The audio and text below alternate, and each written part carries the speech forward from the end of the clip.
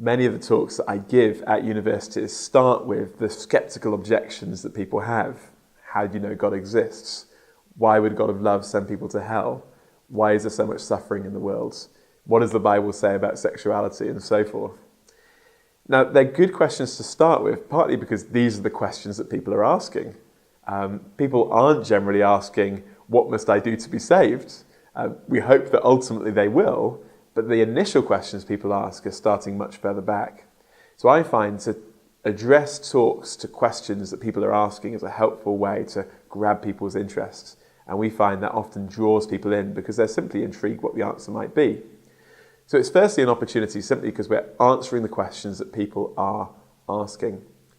But I think also in responding to these questions, we can show how the gospel is good news in the light of them. We know that the reason for our hope is the person of Jesus and the resurrection of Jesus, according to Peter. So therefore, in the way that we respond to these questions, we don't simply want to respond to the objection. We want to kind of go beyond that. I think of it in footballing terms. It's a bit like, when people raise the objection, we're 3-0 down. We don't just want to get back to 3-3. We don't just want to kind of respond to the objection. We want to go beyond that and win the game. We want to be able to say, hey, actually, in light of your question, here is the good news. So in a talk addressing an apologetics question, I don't simply want someone to go away from that talk saying, okay, maybe my objection no longer stands. But I want people to go away saying, hey, this is good news. So for instance, a talk on how can there be only one way to God needs to address that philosophical assumption that people have that all religions are basically the same.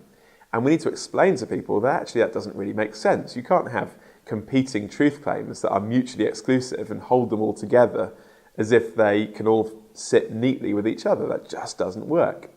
So we need to tackle that kind of false assumption first. But you don't want to stop there. Once you've done that, you want to go beyond it and say, hey, why start with the person of Jesus? Because he's unique in what he claims about God. He's unique in what he claims about himself. He's unique in what he offers to us. And what's more, we can objectively know that it's true because the Christian faith is not simply based on claims and ideas, but on the resurrection of Jesus. There's an objective way we could know that Christianity is true.